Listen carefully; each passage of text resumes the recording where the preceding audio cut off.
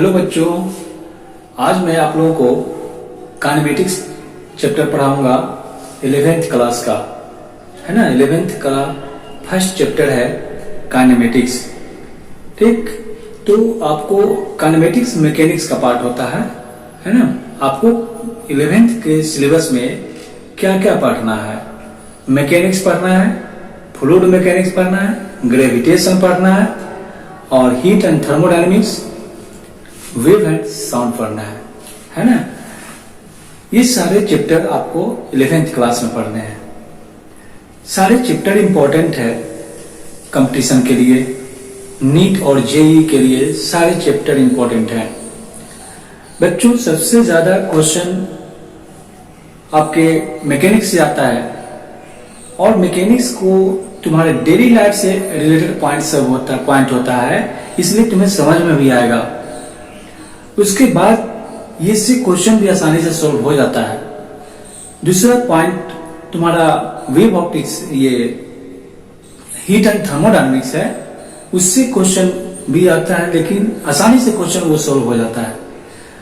तो आज हम लोग मैकेनिक्स स्टार्ट करने वाले हैं बच्चों। मैकेनिक्स होता क्या है ये देखेंगे। वन डायमेंशनल मोशन क्या होता है, मोशन क्या है, इसके बारे में पढ़ना है बच्चों। मैंने आप लोगों को डिफरेंशिएशन और इंटीग्रेशन बता चुका है। डिफरेंशिएशन और इंटीग्रेशन का लेक्चर देख लेना, उसके बाद ही यहां से आपको समझ में आएगा। तो जरा ध्यान रखना, वहां पे डिफरेंशिएशन इंटीग्रेशन में क्या बताया था मैं, लेक्चर का डिस्क्रिप्शन में मैं लिंक दे दूंगा, उसे देख लेना। उसके बाद यहां से देखना तो फीलिंग होगी। ऐसे समझ में तो यहां से भी आएगा, लेकिन वहां पे मैं डिफरेंशिएशन और इंटीग्रेशन में बहुत ही डीपली एक्सप्लेन किया हूं। तो उस एक्सप्लेनेशन को देखने के बाद उसी का रिपीटेशन होता है तुम्हारे काइनेमेटिक्स में, है ना। तो इसको ध्यान रखना। आज हम लोग काइनेमेटिक्स चैप्टर स्टार्ट करने वाले हैं, जो मैकेनिक्स का फर्स्ट चैप्टर होता है। मैकेनिक्स में हमें मोशन और रेस्ट के बारे में पढ़ना है। रेस्ट और मोशन क्या होता है? रेस्ट और मोशन को जानने के लिए सबसे पहले हमें जानना पड़ेगा ऑब्जेक्ट और ऑब्जर्वर के बारे में। ऑब्जेक्ट क्या होता है और ऑब्जर्वर क्या होता है ना। तो ऑब्जेक्ट क्या होता है? ऑब्जेक्ट बच्चों, ऑब्जेक्ट वे थिंग्स है, वे थिंग्स जिसके बारे में स्टडी करते हैं, जिसके पोजीशन को स्टडी करते हैं, जिसके लोकेशन के बारे में हमें स्टडी किया जाता हो, जिस किसी भी बॉडी का पार्टिकल के पोजीशन के बारे में पढ़ते हो, लोकेशन के बारे में पढ़ते हो, लोकेशन का स्टडी किया जाता हो, वो ऑब्जेक्ट कहलाएगा। जिसका भी लोकेशन स्टडी किया जाए वो ऑब्जेक्ट होता है बच्चों, है ना। इतनी सी बातों से मैं 1000 टाइप का एक्सप्लेनेशन डिफिनेशन देने में विश्वास नहीं रखता हूं। बिल्कुल टू द पॉइंट तुम्हें बताऊंगा, जिससे तुम सारे पॉइंट तुम्हारे कंप्लीट हो जाएंगे। बिल्कुल टू द पॉइंट में दूंगा, कोई क्वेश्चन नहीं छूटेगा तुम्हारा, किसी भी बुक और असाइनमेंट का क्वेश्चन नहीं छूटेगा अगर तुम इस लेक्चर को नोटबुक और पेन के साथ लिख कर कंप्लीट करो। देखना, एक ही क्वेश्चन को तुम बार बार सॉल्व करो, है ना। 1000 क्वेश्चन बनाने से अच्छा है कि एक ही स्टैंडर्ड क्वेश्चन को 1000 बार सॉल्व करें। तुम्हारे असाइनमेंट में जो मैं क्वेश्चन दूंगा उसे तुम बार बार सॉल्व करो, प्रैक्टिस करो, वही तुम्हारे किसी भी बुक या असाइनमेंट से क्वेश्चन बनाने की कैपेसिटी तुम्हारे अंदर ला देगी। उसके बाद तुमसे कोई क्वेश्चन नहीं छूटेगा। बच्चों, एग्जाम में ये नहीं लिखा होता है कि ये क्वेश्चन इस चैप्टर से है, ये क्वेश्चन इस बुक से है, इस राइटर के बुक से है। ऐसा नहीं होता है, वो सिर्फ चैप्टर का रहता है। काइनेमेटिक्स है तो काइनेमेटिक्स का क्वेश्चन रहता है ना बच्चों। काइनेमेटिक्स के क्वेश्चन को तुम टोटल कंसेप्ट को डीपली समझो, उसको डीपली स्टडी करने की जरूरत है, फीलिंग महसूस करने की जरूरत है। अगर कोई पॉइंट तुम्हें फीलिंग हो रही है बच्चों, तो तुम सीख रहे हो उसे, तुम्हें अगर लगता है कि मुझे यहाँ पे ये ऐसे होता है, मुझे समझ में नहीं आया, तो तुम्हारा डाउट है, उसे ही क्लियर करना है ना। तुम्हारे सारे डाउट को ध्यान में रखते हुए मैंने इस लेक्चर को कंप्लीट कराया है, किया है। ओके, तो देखो आज का टॉपिक हम लोग का काइनेमेटिक्स है। सबसे पहले ऑब्जेक्ट और ऑब्जर्वर की बात करेंगे। ऑब्जेक्ट क्या है बच्चों? ऑब्जेक्ट वे चीज, वे वस्तुएं, वे थिंग्स जिसकी पोजीशन के बारे में स्टडी किया जाता हो, जिसके बारे में स्टडी किया जाता हो, जो स्टडीड हो, जो लोकेशन इज स्टडीड नो, जिसका भी लोकेशन स्टडी किया जाए वो ऑब्जेक्ट है। अब बात है, हम लोकेशन किसका किसका स्टडी कर सकते हैं बच्चों? फैन का। अगर तुम फैन का लोकेशन स्टडी करते हो कि फैन कितने डिस्टेंस पे, कितने मीटर पे है, यहां से, यहां पे मैं खड़ा हूं, यहां से कितने मीटर के डिस्टेंस पे फैन है, वो उसका लोकेशन होगा ना। तो फैन क्या हुआ मेरे लिए? ऑब्जेक्ट हो गया। बच्चों, मैं किसी चीज का लोकेशन स्टडी करता हूं अगर, तो ये तुम केयर करो, जिस बॉडी का लोकेशन स्टडी किया जा रहा हो वही ऑब्जेक्ट है ना। दूसरा, जो स्टडी कर रहा है, स्टडी करने वाला बॉडी क्या होगा? वो ऑब्जर्वर कहलाता है। जो बॉडी किसी का लोकेशन स्टडी करता है, मान लो मैं फैन का लोकेशन स्टडी कर रहा हूं, तो फैन तो मेरी ऑब्जेक्ट है, लेकिन मैं उसके लिए क्या हो गया? ऑब्जर्वर। उसके लोकेशन को कौन बता रहा है? मैं बता रहा हूं कि मेरे से 5 मीटर के डिस्टेंस पे ये फैन है, तो वो ऑब्जेक्ट हो गया और मैं ऑब्जर्वर हो गया, ठीक ना। उसी फैन को अगर तुम उस फैन के रिस्पेक्ट में तुम किसी बुक का लोकेशन देखो, या रूम के किसी रैक है ना, अलमीरा है, रूम में जो रैक है उस रैक का लोकेशन को देखो, वहां से मान लो रैक 3 मीटर के डिस्टेंस पे है, तो क्या हुआ? वो फैन ऑब्जर्वर हो गया और रैक ऑब्जेक्ट हो गया। बच्चों, क्या देखा तुमने यहां कि एक जो किसी के लिए ऑब्जेक्ट है वही किसी दूसरी बॉडी के लिए ऑब्जर्वर हो जाता है। फैन मेरे लिए क्या था? ऑब्जेक्ट। और रैक के लिए वो फैन क्या हो गया? ऑब्जर्वर हो गया, है ना। तो ये मेन कंसेप्ट है। ऑब्जेक्ट और ऑब्जर्वर को पहचान करने आना चाहिए। वो अगर पहचान कर रहे हो तो रेस्ट और मोशन के कंसेप्ट को समझ जाओगे, ठीक ना बच्चों। तो इसी चीज को देखो, ऑब्जेक्ट और ऑब्जर्वर क्या है इसे लिखता हूं, उसके बाद फिर हम लोग इसके मोशन क्या होता है, रेस्ट क्या होता है, मोशन के पैरामीटर्स क्या होते हैं, ये सब मैं डिस्कस करूंगा। ओके, तो हेडिंग डालो, ऑब्जेक्ट। तुम्हारा चैप्टर का नाम है काइनेमेटिक्स।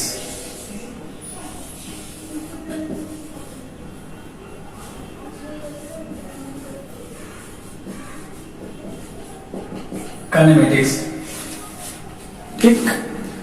इसमें काइनेमेटिक्स का देखो, इसमें सबसे पहला पॉइंट तुम्हारा होगा ऑब्जेक्ट। ऑब्जेक्ट क्या होता है? A body which position is studied ना।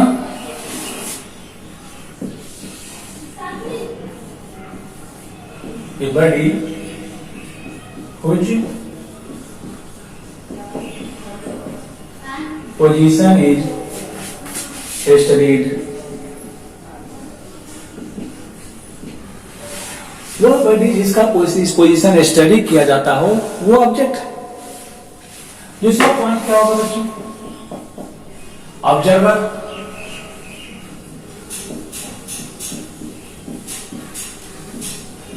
ऑब्जर्वर क्या होता है?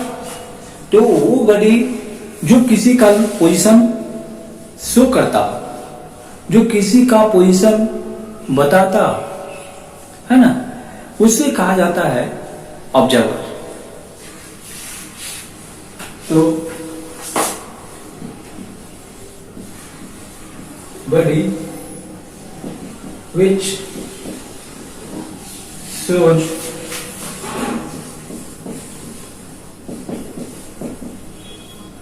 position of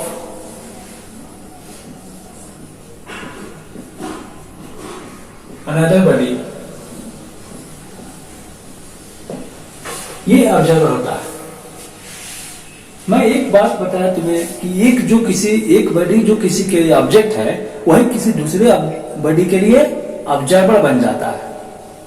अच्छा बच्चों, एक चीज और क्या करो, ये ऑब्जेक्ट और ऑब्जर्वर लिविंग और नॉन लिविंग कोई भी हो सकता है ना।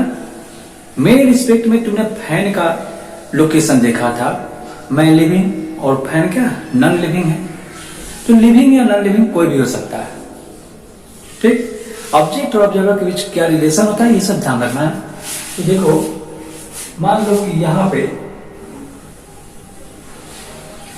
पर कोई ऑब्जेक्ट वो है, यहां से इस पॉइंट पर यहां पे कोई ऑब्जेक्ट दूसरा ए है, ए का लोकेशन वो शो कर रहा है, ए का पोजीशन कौन सा बता रहा है, वो ए क्या होगा ऑब्जेक्ट और वो ऑब्जर्वर है ना।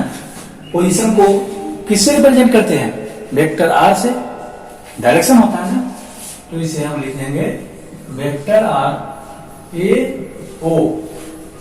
बच्चों आर ए ओ का मतलब क्या हुआ, position vector, position of object A with respect to observer O. ठीक,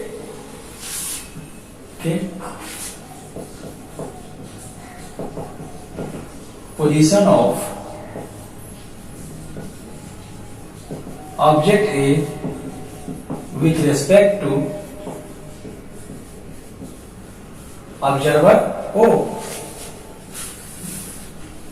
ठीक, यहां से मान लो कोई और अनदर ऑब्जेक्ट, कोई थर्ड ऑब्जेक्ट यहां पे है जो बी पॉइंट पे है, तो यहां से इसका लोकेशन शो करो, ये इसका लोकेशन होता है। इस लोकेशन को, इस पोजीशन को कैसे रिप्रेजेंट करोगे, वेक्टर बी ए। इसका मतलब क्या हुआ, position of B, object B with respect to observer A. ठीक,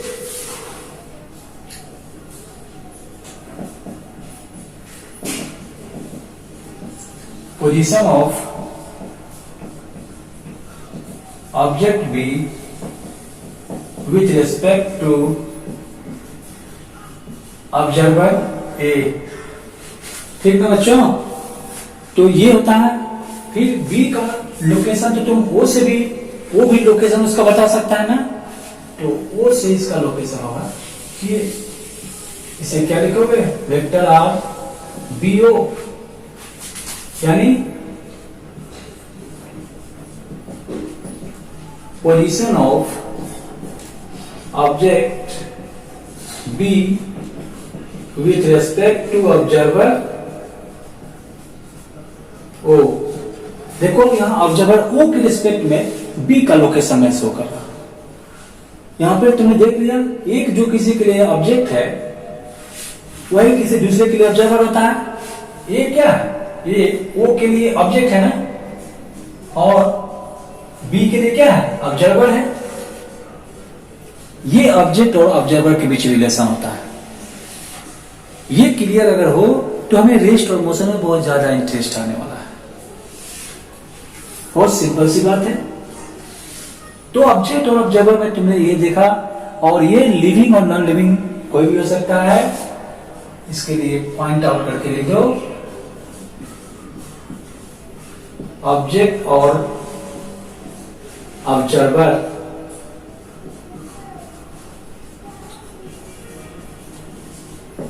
में भी लिविंग और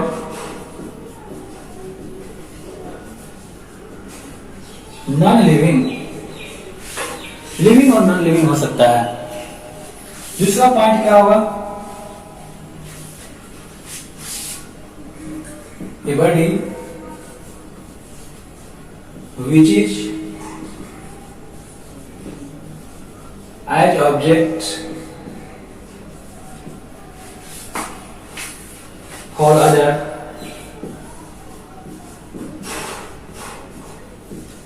मे बी एज ऑब्जर्वर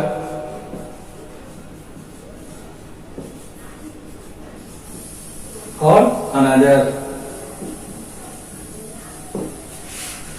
ये 4 मार्केबल पॉइंट रहेंगे, इसे स्टार लगाकर इसे लिख लो।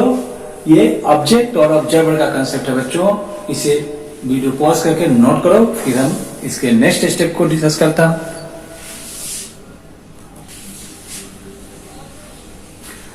ओके बच्चों, अब रेस्ट और मोशन। रेस्ट क्या होता है, रेस्ट और मोशन की चर्चा करेंगे। रेस्ट क्या होता है? तुमने ऑब्जेक्ट और ऑब्जर्वर के कंसेप्ट को देखा है। ऑब्जेक्ट और ऑब्जर्वर, देखो ऑब्जर्वर के रिस्पेक्ट में किसी ऑब्जेक्ट का लोकेशन, उसका पोजीशन चेंज नहीं होता हो टाइम के रिस्पेक्ट में। टाइम तो इंडिपेंडेंट वेरिएबल है, टाइम किसी के अनुसार चेंज नहीं होता है। अगर तुम कहीं पे जा रहे हो, कहीं पे तुम रास्ते में रुक गए चाय पीने के लिए, क्या टाइम वहां पर रुक जाता है?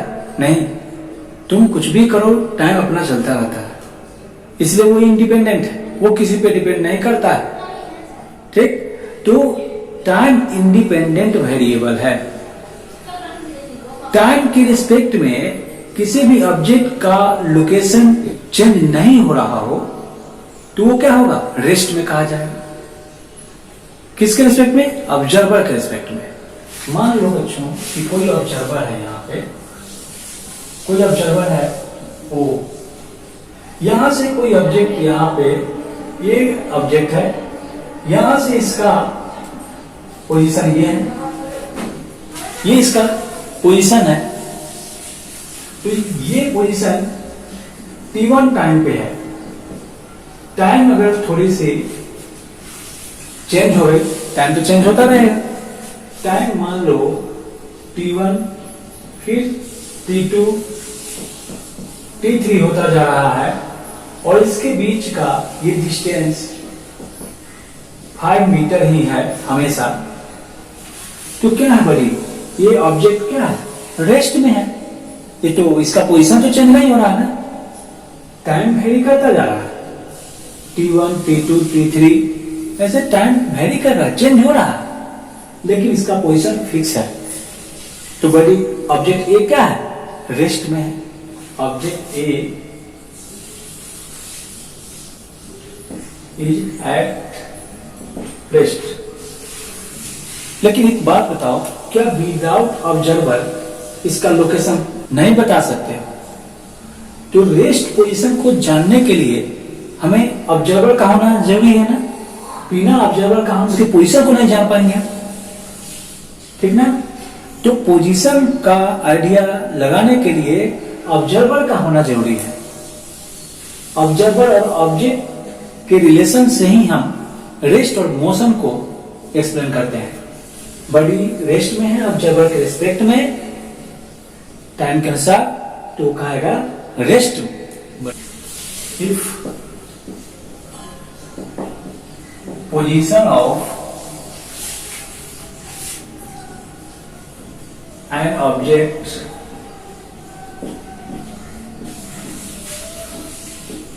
does not change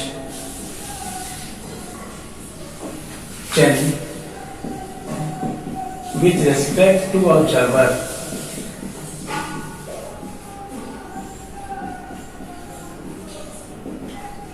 according to time। Time के अनुसार अगर ऑब्जेक्ट का पोजीशन चेंज नहीं होता हो तो वो कहा जाएगा बॉडी रेस्ट में है। देखो ऑब्जेक्ट रेस्ट में हो। अब आते हैं बच्चों मोशन की बात। मोशन क्या होता है? मोशन, जब तुम किसी ऑब्जेक्ट का पोजीशन फाइंड आउट कर सकते हो तो चेंज इन पोजीशन भी तुम पता कर सकते हो ना। चेंज इन पोजीशन के भी आइडिया लगा सकते हो क्योंकि तुम ऑब्जर्वर को जानते हो। अगर कोई ऑब्जर्वर नहीं देखे, नहीं जाने कि ऑब्जर्वर कहां पे है, क्या उसे उसका पोजीशन का आइडिया लगेगा? कभी नहीं। Without observer position can not be obtained of any object. किसी भी ऑब्जेक्ट का पोजीशन नहीं प्राप्त किया जा सकता है। किसी ऑब्जेक्ट के पोजीशन को जानने के लिए हमें ऑब्जर्वर का होना जरूरी। ठीक, तो यहां पे मोशन की बात मैं कर रहा हूं।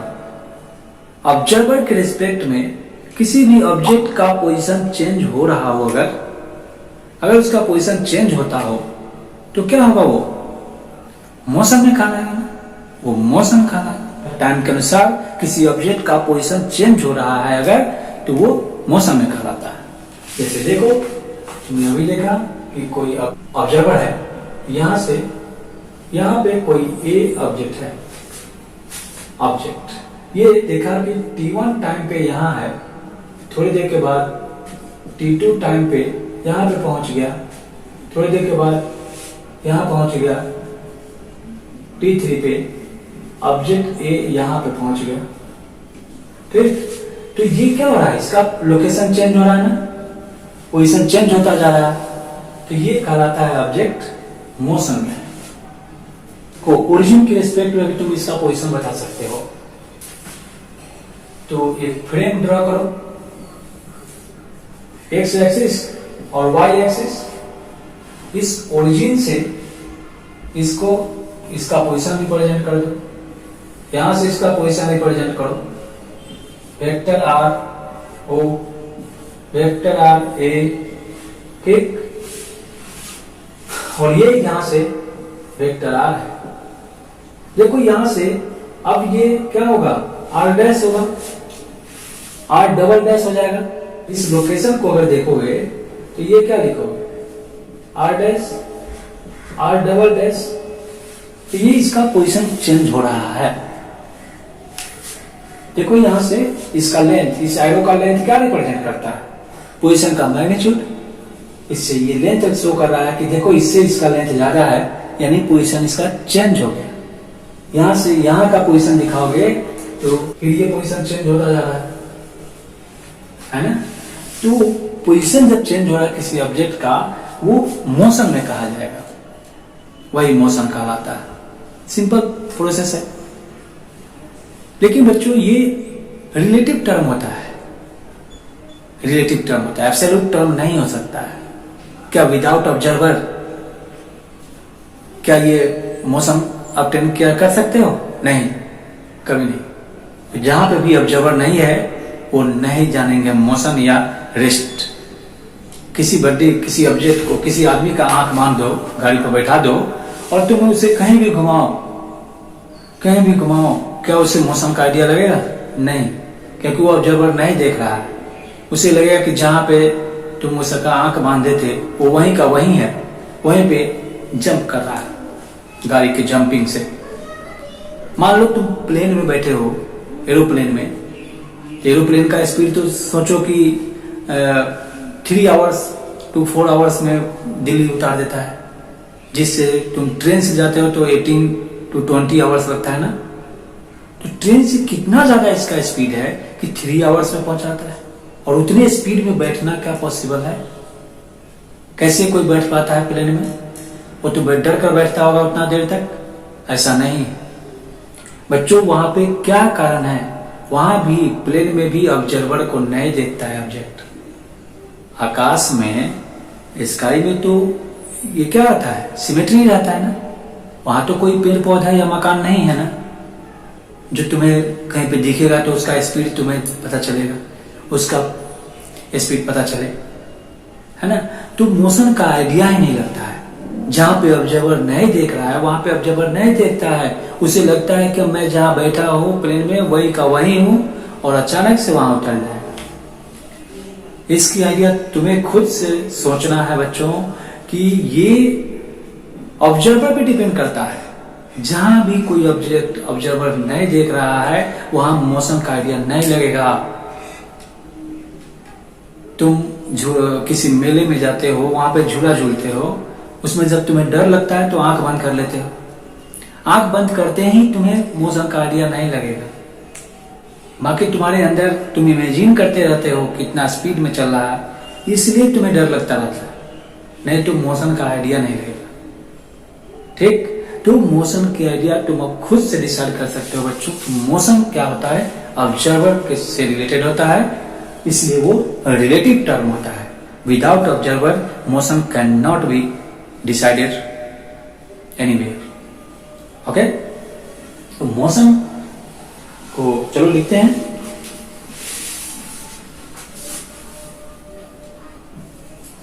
If position of an object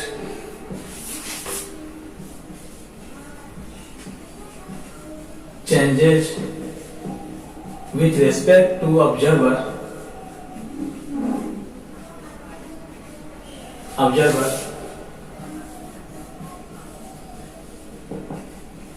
according to time,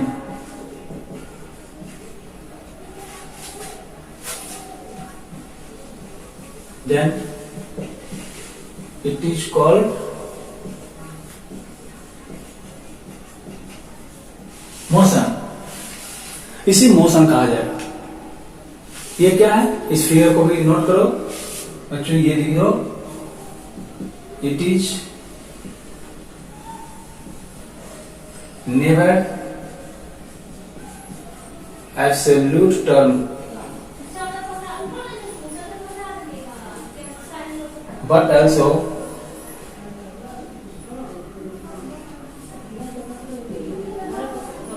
it is always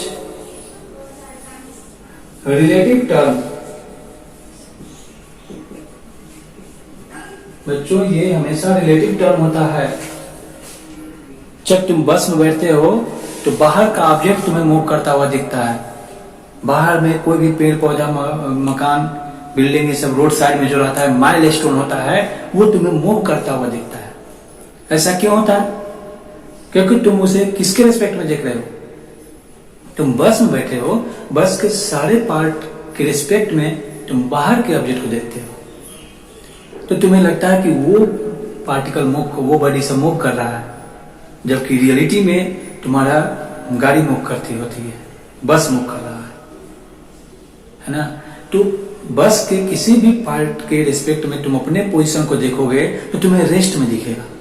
तुम बाहर कुछ नहीं देखो, बस कहीं दूसरे पैसेंजर के रिस्पेक्ट में तुम अपने आप को देखो, तुम्हें रेस्ट फीलिंग हो, लगेगा कि मैं रेस्ट में हूं। तुम अपने बस के क्रम पे देखो, लगेगा रेस्ट में है। लेकिन जैसे ही तुम बाहर देखते हो तुम्हें मोशन का आइडिया लगता है, वो भी लगता है कि तुम्हारा बस रेस्ट में है और बाहर के ऑब्जेक्ट मूव करता जा रहा है। ऐसा क्यों हो रहा है? ये बच्चों ऑब्जर्वर पे डिपेंड करता है। कि बच्चों इसे वीडियो को पॉज करके नोट करो। और मैं डिस्कस कर रहा था कि मोशन क्या होता है। तो मोशन में तुमने क्या देखा कि किसी के रिस्पेक्ट में ही मोशन का आइडिया लगता है। जब तुम बस में बैठे होते हो, बस के किसी भी पार्ट के रिस्पेक्ट में तुम रेस्ट में होते हो ना। बस के रिस्पेक्ट में बाहर का कोई भी ऑब्जेक्ट मोशन में दिखता है। वही तुम बस से उतर करके अगर तुम पेड़ पौधे और बिल्डिंग के पास चले जाओ, माइलस्टोन के पास चले जाओ, तो तुम्हें दिखेगा कि बस मूव कर रही है। क्यों?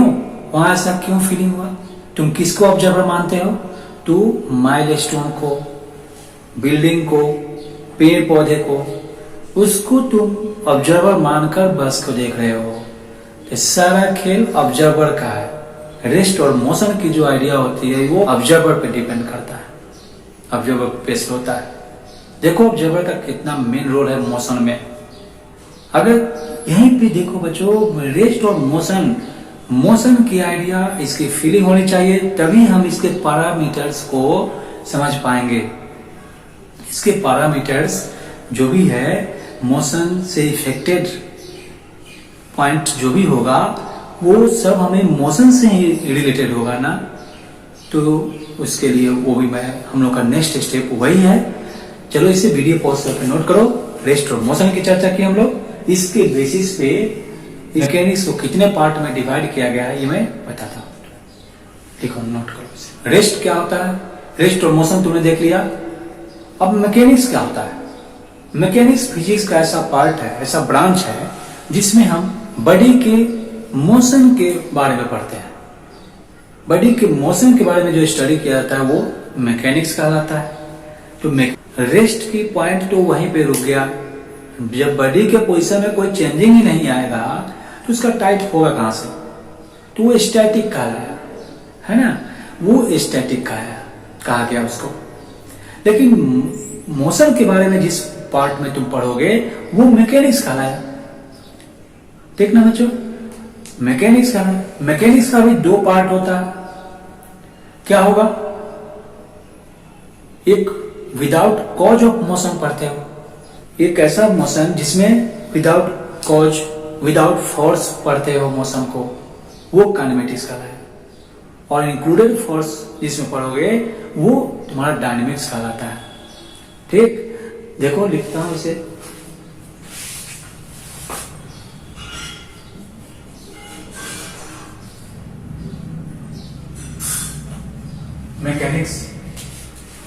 मैकेनिक्स का three part: statics, rigid body mechanics, static mechanics होता है। स्टैटिक मैकेनिक्स में क्या होता है? ऑब्जेक्ट रेस्ट में होता है।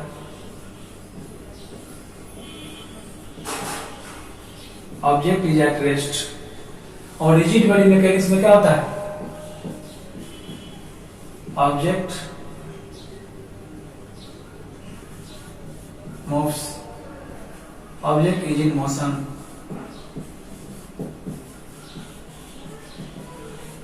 ऑब्जेक्ट इज इन मोशन, इसमें क्या हो जाएगा? फ्लूइड यानी लिक्विड इज इन मोशन। ठीक है बच्चों, तो स्टैटिक की जो यहीं पे रुक जाता है, इस रिजिड बॉडी मैकेनिक्स का थ्री पार्ट आता है। इसका थ्री पार्ट्स क्या क्या होगा? तो काइनेमेटिक्स,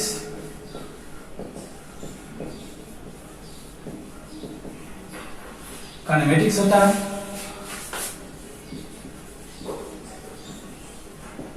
डायनेमिक्स होता है और एनर्जेटिक्स होता है। ठीक, काइनेमेटिक्स में होता है क्या कि ऑब्जेक्ट के मोशन के बारे में पढ़ते हैं without force.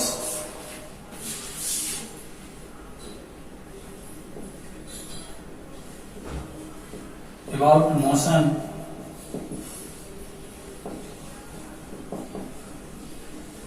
Without cause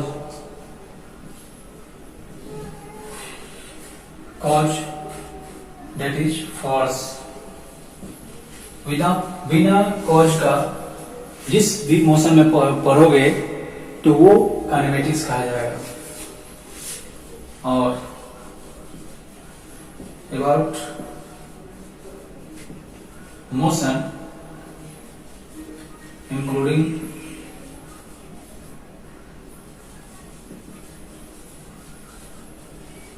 cause that is force।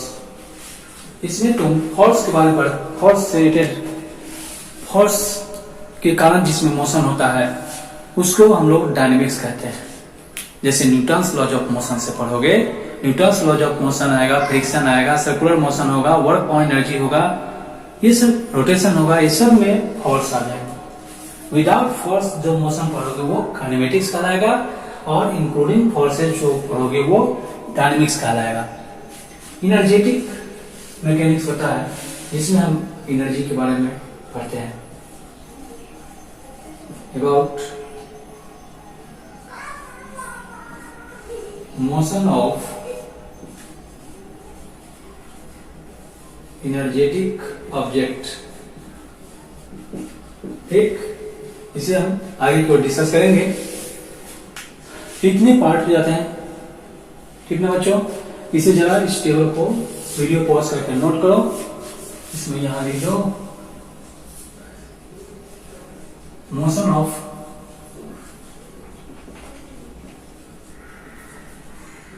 An object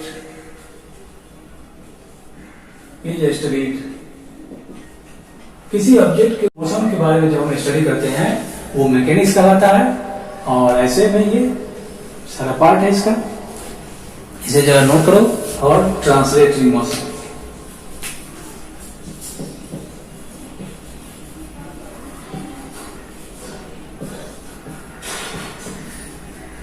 translatory motion और एक रोटेशनल मोशन भी होता है ना। जैसे हम लोग रोड पे कहीं मूव कर रहे हैं तो ट्रांसलेटरी मोशन है, डायरेक्ट लीनियर मोशन है, स्टेशनरी मोशन। लेकिन अगर वही हम ये फैन भी तो मूव करता रहता है, फैन का मोशन क्या है? रोटेशनल मोशन कहलाता है। उस रोटेशनल मोशन में भी यही 3 पार्ट होता है, काइनेमेटिक्स, डायनेमिक्स और एनर्जेटिक होता है। तो अब हमें डिस्कस करना है मोशन का पैरामीटर्स क्या होता है। पैरामीटर्स ऑफ मोशन, मोशन जिससे जिस पॉइंट से इफेक्टेड होता है मोशन, उसे पैरामीटर्स ऑफ मोशन कहा जाता है।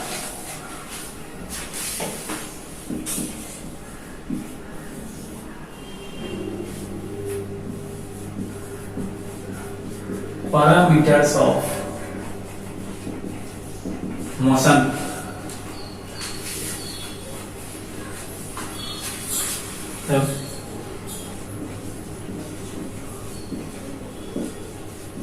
the elements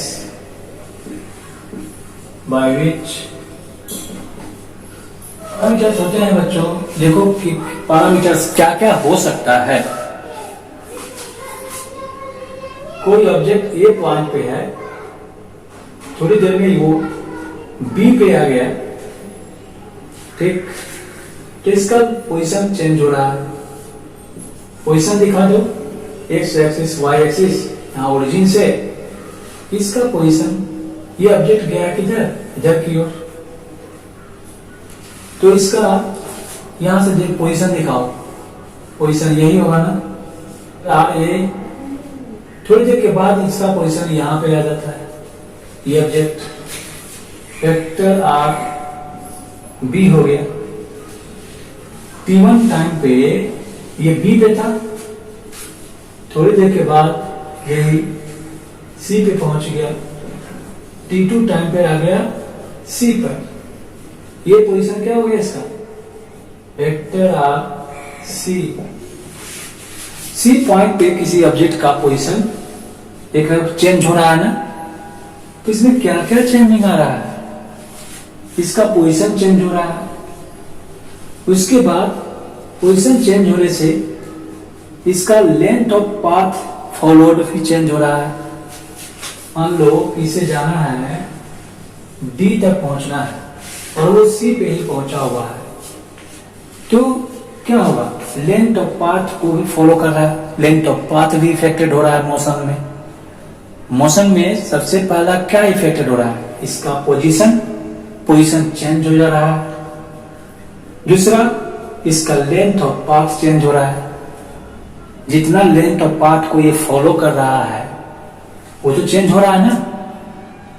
length of path नहीं, length of path followed change हो रहा है ना।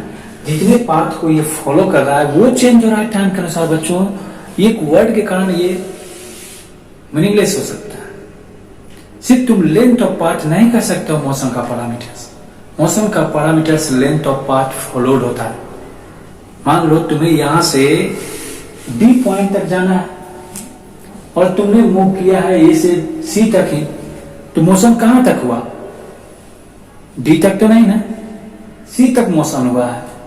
तो ये लेंथ ऑफ पाथ फॉलोड है, इसे डिस्टेंस कवर्ड कहा गया। दूसरा पैरामीटर्स डिस्टेंस कवर्ड का। तीसरा पैरामीटर्स इसका डिस्प्लेसमेंट होता है ना। सारे पॉइंट को मैं एक एक करके एक्सप्लेन करूंगा। अभी देखो कि तीसरा पैरामीटर्स इसका डिस्प्लेसमेंट होता है। चौथा स्पीड आ जाएगा, पांचवा वेलोसिटी होगा और फिर एक्सीलरेशन होगा। ये 6 पैरामीटर्स को जानने के बाद ही हमें फिजिक्स के कोई भी चैप्टर हमें समझ में आएगा, वरना नहीं समझ में आ सकता। कुछ करके रह जाओ, कुछ समझ में नहीं आएगा, ठीक ना। तो ये 5 और 6 पैरामीटर्स पे पकड़ बनाना होगा तुम्हें। ओके, देखो कौन कौन सा पैरामीटर्स है।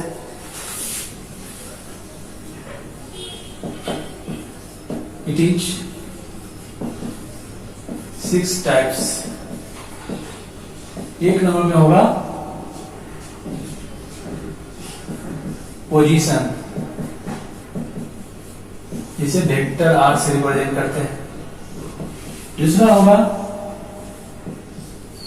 डिस्टेंस कवर्ड,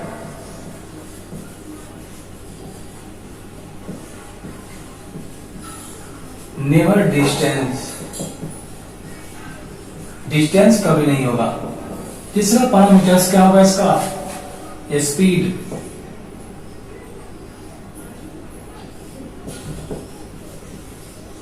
इसे भी से रिप्रेजेंट करते हैं। चौथा होगा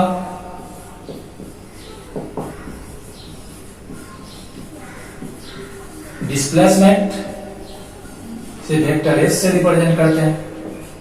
पांचवा होगा वेलोसिटी, और छठा होगा एक्सेलरेशन, जिसे वेक्टर ए से रिप्रेजेंट करते हैं। ये 6 पैरामीटर्स है बच्चों, इसे नोट करो, एक एक कर एक्सप्लेन करूंगा। यही काइनेमेटिक्स है। इसे जब तुम अच्छे से समझ जाओगे तो तुम्हें फिर इसका कोई भी चैप्टर समझ में आएगा। न्यूटन्स लॉज ऑफ मोशन से तभी समझ में आएगा जब तुम्हें काइनेमेटिक्स का ये 6 पैरामीटर्स तुम्हें समझ में आता है। सारे 6 पैरामीटर्स एक दूसरे से रिलेटेड टर्म है। पोजीशन समझोगे तभी डिस्टेंस को वर्ड समझ में आएगा, तभी स्पीड समझ में आएगा, तभी डिस्प्लेसमेंट समझ में आएगा, है ना। सारा एक दूसरे से रिलेटेड है। कोई स्टूडेंट इस 5 पैरामीटर्स को पकड़ बना ले तो किसी भी टॉपिक से वो अचानक से समझ में आ सकता है, उसको आ जाएगा। ठीक, तो बच्चों इसे नोट करो, वीडियो पॉज करो। ओके बच्चों, I hope that you have noted this point. Now we have to written first parameters of motion. First, what is first parameters of motion? Position vector, position of any object. No. What do you know about position vector? We have just discussed about this. Position vector, it is the location of any object. No, location of any object, किसी भी object के location को क्या कहते हैं? Position vector कहते हैं। तो चलो फर्स्ट पैरामीटर्स को लिखो।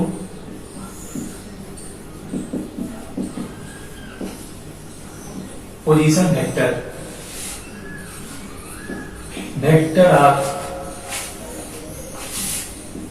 से डिफाइन कर लो। It is defined as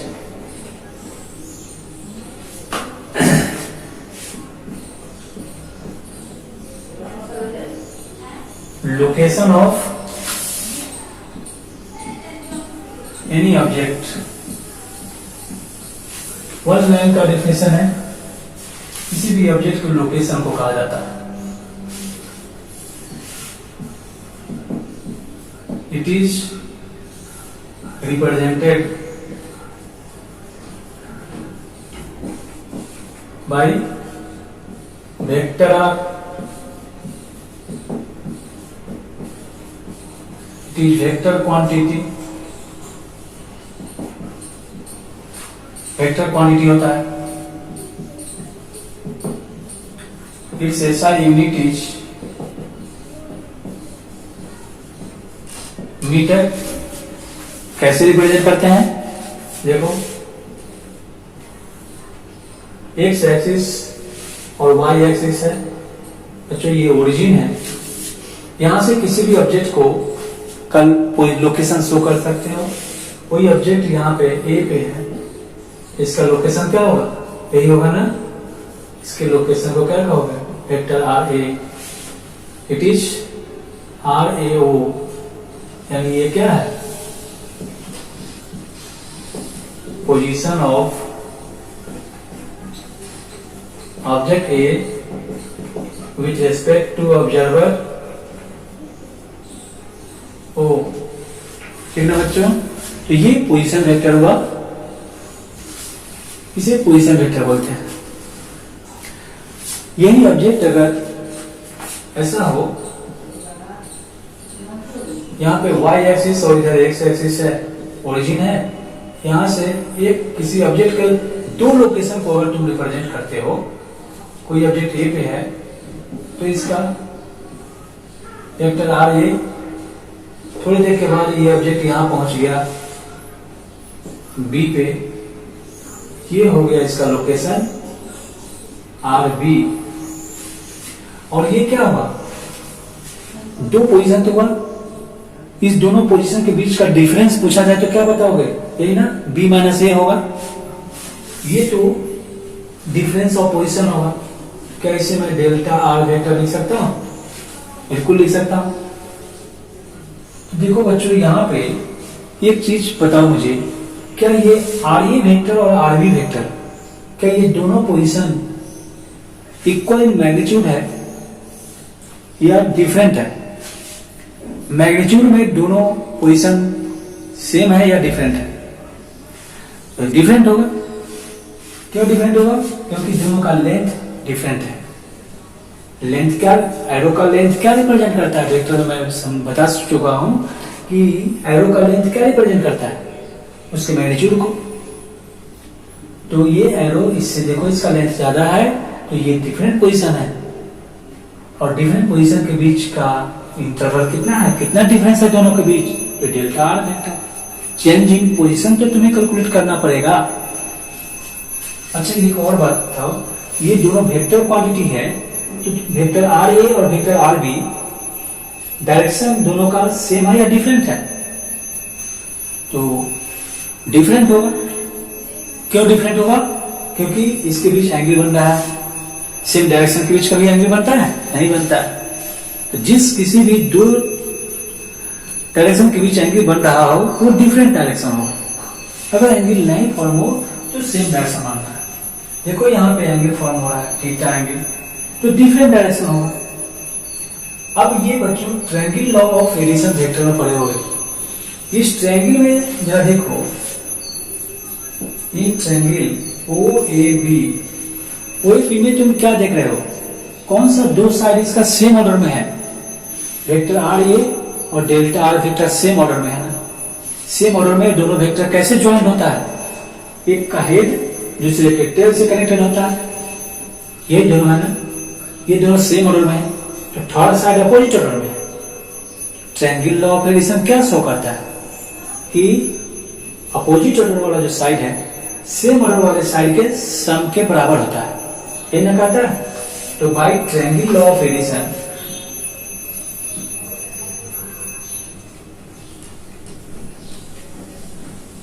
triangle law of addition, triangle law of addition से क्या लिखोगे इसे? डेल्टा आर वेक्टर, सॉरी इसे तुमको लिखना होगा अपोजिट ऑर्डर में कौन है, आरबी वेक्टर है। Vector RB is equal to vector R A plus delta R vector, क्या लिखोगे? Delta R vector is equal to vector R B minus vector R A. ये होगा बच्चों चेंज इन पोजीशन। कभी भी पोजीशन कैलकुलेट करना हो तो चेंज इन पोजीशन कहते हैं इसको।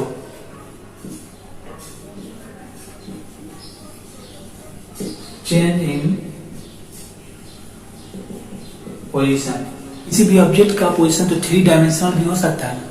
मान लो कोई बर्ड आकाश में उड़ रही तो उसका पोजीशन कैसा होगा? वन डायमेंशनल, टू डायमेंशनल या थ्री डायमेंशनल होगा? वो थ्री डायमेंशनल होगा। वेक्टर में मैंने one dimension, two dimension, three dimension को डीपली डिस्कस किया है, उसे देख लो उस लेक्चर को। बच्चों मैं बता चुका हूं कि वेक्टर डिफरेंशिएशन और इंटीग्रेशन ये बेसिक मैथ में जो मैंने रखा है, ये लैंग्वेज ऑफ फिजिक्स जो कहलाता है, फिजिक्स का लैंग्वेज है। इसके बिना तुम्हें कोई भी पॉइंट फिजिक्स का नहीं समझ में आएगा, इसलिए उस लेक्चर को भी तुम्हें रिवाइज करना पड़ेगा, कंप्लीट करना होगा।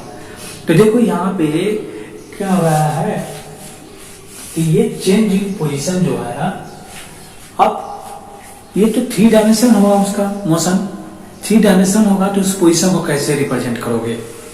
देखो उसका रिप्रेजेंटेशन, मान लो कि ए पोजीशन जो है वो है x1, y1, z1, ये इसका कोऑर्डिनेट है। और दूसरे पोजीशन का कोऑर्डिनेट है x2, y2, z2। दो पोजीशन, इस दोनों के बीच position, change in position calculate करना है तुम्हें। तो कैसे कैलकुलेट करोगे, देख लो। R A equal to by vector,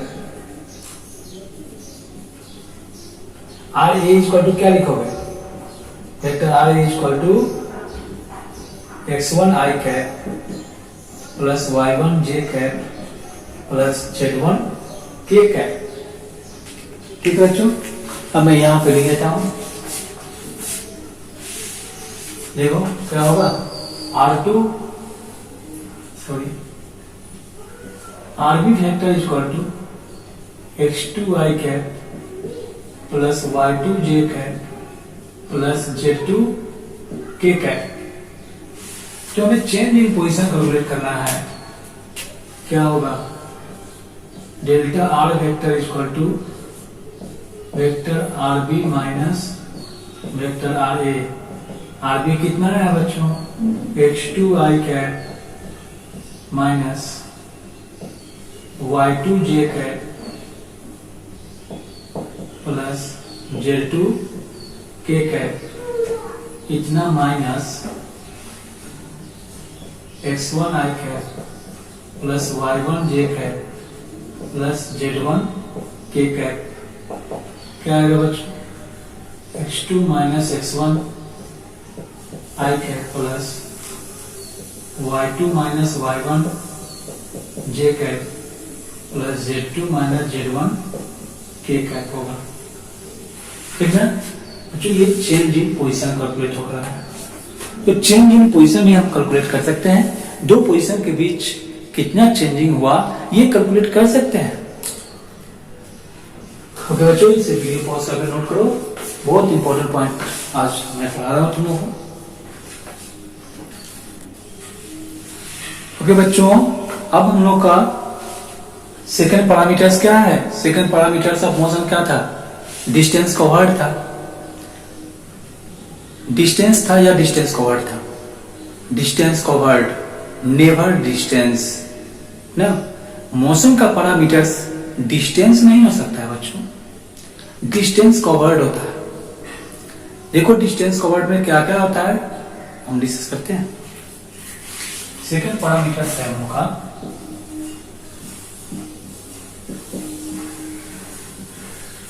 distance covered. इसे एस से रिप्रेजेंट करते हैं। एस से रिप्रेजेंट किया था डिस्टेंस कवर्ड को। आखिर ये डिस्टेंस कवर्ड क्या होता है, देखो इसे लेंथ ऑफ पाथ फॉलोड से डिफाइन करते हैं। मैं तुम्हें पहले समझा चुका हूं कि कोई पार्टिकल, कोई ऑब्जेक्ट ए पे है, थोड़ी देर के बाद ये बी पे पहुंच जाता है। t1 टाइम पे वो बी पे पहुंचता है, t2 टाइम पे सी पे पहुंचता है, t3 टाइम पर डी पे पहुंचता है और उसे जाना है कहां तक, एफ तक पहुंचना है, एफ तक पहुंचना है। अभी वो पहुंचा कहां तक है, कोई भी आदमी अच्छा समझो कि वो पी तक पहुंचा हुआ है।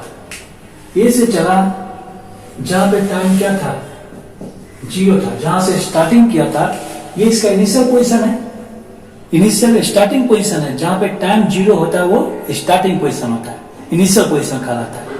तो ये इनिशियल पोजीशन जो है, यहां से इसका t1 टाइम पे ये पोजीशन होता है, t2 टाइम पे ये पोजीशन है, t3 टाइम पे पोजीशन तो चेंज हो रहा है, यानी लेंथ ऑफ पाथ फॉलो भी हो रहा है। ये बच्चों क्या है, ए से एफ तक का जो लेंथ है, ये क्या है, पाथ का लेंथ है। किस पाथ पे मूव कर रहा है वो पार्टिकल, वो मैन, एक मैन है जो किस पाथ पे मूव कर रहा है, एक स्ट्रेट पाथ पे मूव कर रहा है। तो इस पाथ का लेंथ तो होगा ना, लेंथ ऑफ पाथ है, और लेंथ ऑफ पाथ को जितना वो ट्रेवल करेगा जितना कवर करेगा वो, जितना फॉलो करेगा वो वही ना उसका मोशन होगा। तो लेंथ ऑफ पाथ फॉलोड ही उसका मोशन होता है। लेकिन लेंथ ऑफ पाथ तो बच्चों ए से एफ तक है, but length of path followed कितना तक है? ए से बी तक। तो मोशन कहां तक हुआ? बी तक हुआ। डी तक ही मोशन हुआ। मोशन का पैरामीटर डी तक ही होगा, एफ तक तो नहीं हो सकता है।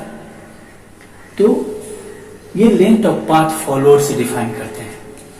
तो ये जो है यहां से यहां तक का जो लेंथ है, इस लेंथ को हम कहते हैं लेंथ ऑफ पाथ फॉलोड, या ट्रेवल्ड कहो या कवर्ड कहो, जो कहो। लेकिन यहां से यहां तक जो है ये क्या है? लेंथ ऑफ पाथ है। लेंथ ऑफ पाथ, जिसे ओनली डिस्टेंस कहा जाता है बच्चों। ये डिस्टेंस कवर्ड नहीं हो सकता है।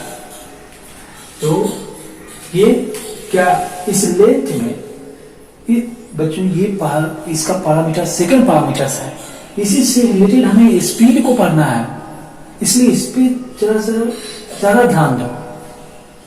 और बहुत टफ भी नहीं है, हमारे डेली लाइफ से रिलेटेड है बच्चों। इसे मैं डिफाइन किससे कर रहा हूं? Length of path followed, length से डिफाइन कर रहा हूं।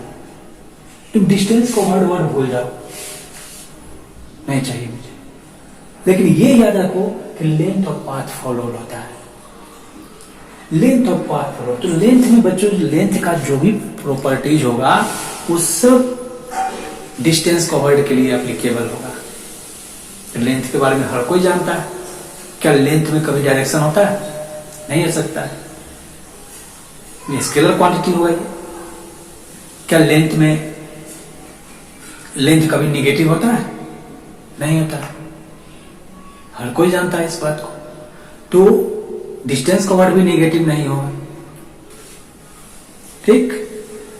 लेंथ निगेटिव नहीं होता है, लेंथ में डायरेक्शन नहीं होता है, लेंथ कभी डिक्रीज नहीं करता है। इसका मतलब डिस्टेंस कवर्ड भी डिक्रीज नहीं करेगा बच्चों। तो डिस्टेंस कवर्ड के बारे में हमें कुछ भी जानना हो तो हम किसे याद रखेंगे? लेंथ को याद रखेंगे। और लेंथ में कोई याद रखने की जरूरत नहीं है बच्चों। ये 4 क्लास के बच्चे भी जानते हैं कि लेंथ में क्या होता है। तो डिस्टेंस कवर्ड वही है, रटना नहीं पड़ेगा। इसे रटो मत, इसे सोचो कि क्या था, सर ने क्या बताया डिस्टेंस कवर्ड में, तभी तुमने में सोचने की कैपेसिटी आएगी। इसके नेक्स्ट स्टेप में तुम्हें फीलिंग तभी होगी जब तुम यहाँ पे ध्यान रखोगे। बच्चों लेंथ ऑफ पाथ नहीं कर सकते हैं हम मोशन का पैरामीटर्स। क्यों नहीं कर सकते? तुम्हें दिख रहा होगा मोशन जहां तक हुई नहीं वहां पे वो होगा कैसे? तो देखो, it is defined as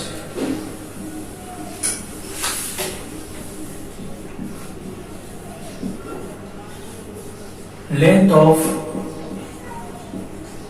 path followed, underline कर दो। It is denoted by S. Its SI unit is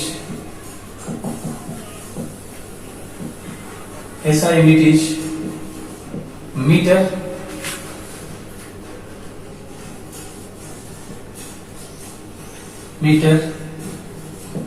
It is a scalar quantity। क्यों स्केलर होगा? Because length is a scalar। क्योंकि लेंथ ही जब स्केलर क्वांटिटी होता है तो लेंथ से डिफाइंड कोई भी क्वांटिटी स्केलर ही होगा। नेक्स्ट,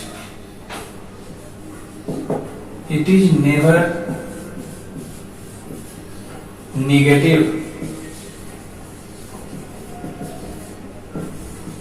क्यों? बिकॉज बच्चों length is never negative,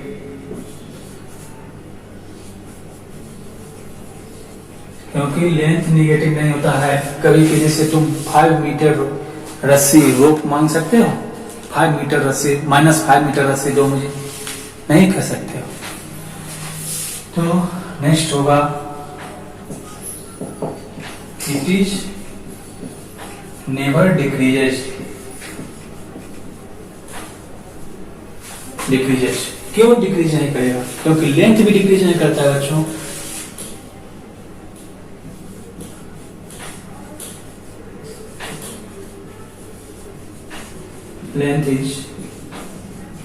length never decreases,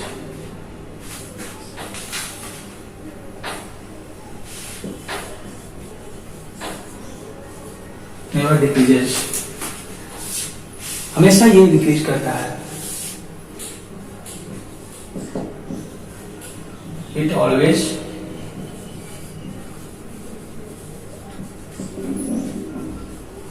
increases. बच्चों ये हमेशा इंक्रीज करेगा। यहां से तुम यहां तक पहुंचा, मान लो 5 मीटर तक पहुंच गया, इसके बाद तुम बैक भी आओगे 3 मीटर, तुम्हारा लेंथ ऑफ पाथ फॉरवर्ड कितना होगा? 8 मीटर हो जाएगा। ठीक, तो तुम आगे आओ या पीछे बढ़ो या आगे बढ़ो, लेंथ इंक्रीज ही करता जाता है, वो डिक्रीज कभी नहीं करता है। ये बहुत मार्केबल पॉइंट है। ये बॉडी जो है वो पीछे आए या आगे जाए, वो इंक्रीज ही करेगा, लेंथ इंक्रीज कर जाता है। इसलिए डिस्टेंस कवर्ड हमेशा इंक्रीज करता रहता है।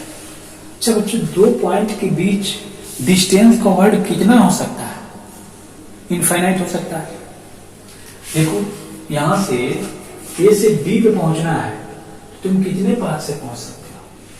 देखो तुम ऐसे ऐसे जा सकते हो, इनफाइनाइट पाथ में जा सकते हो, ऐसे पाथ से जा सकते हो, है ना।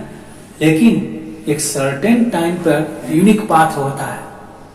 एक सर्टेन टाइम पर अगर चर्चा करें हम, कि फिक्स टाइम पे बात करें, हम कहें कि 2 बजे, तो 2 बजे में तुम जिस पाथ से जा रहे हो वो तुम्हारा यूनिक पाथ है। वैसा फिर दोबारा कोई पाथ नहीं होगा। अगर दोबारा कोई पाथ होगा तो टाइम तो नहीं बचता रहेगा, वो टाइम नहीं होगा। इसमें बच्चों एक सर्टेन टाइम पे यूनिक डिस्टेंस कवर्ड होता है, तो इसको भी नोट कर लो। At a certain time there is a unique distance covered,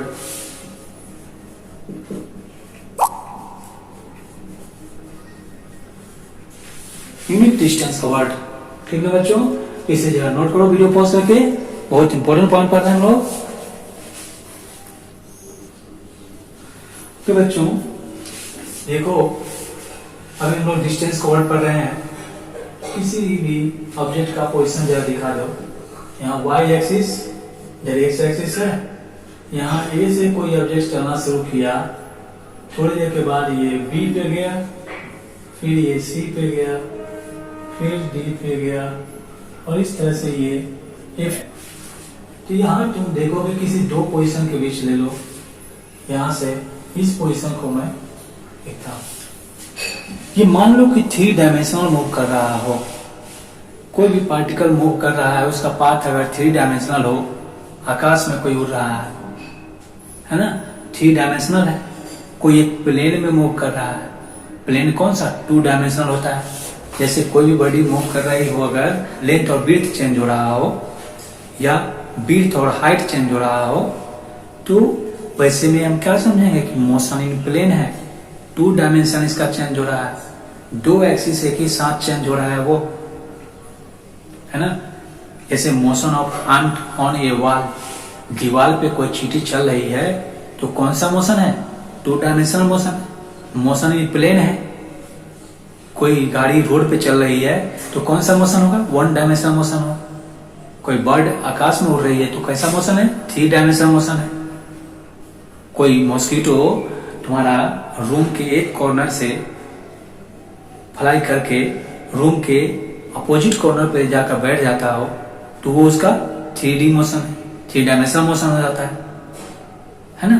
तो वहां पर भी तो डिस्टेंस कवर्ड कैलकुलेट करना पड़ेगा, उसके पोजीशन को लिखेंगे। 3 डायमेंशनल मोशन होगा, 3 डायमेंशनल पोजीशन आएगा उसका, 2 डायमेंशन होगा, 2 डायमेंशनल पोजीशन आएगा, 2 ही एक्सिस होगा उसमें। तो देखो इसका पोजीशन हमें लिखना पड़ेगा, तभी हम उसका डिस्टेंस कवर्ड कैलकुलेट कर सकते हैं। वो 1 डायमेंशनल हो, 2 डायमेंशनल हो या 3 डायमेंशनल हो, हमें उसका पोजीशन तो कैलकुलेट करना पड़ेगा पहले। तो पोजीशन इसको मान लो कि यहाँ पर बच्चों दे दिया x1, y1 और z1।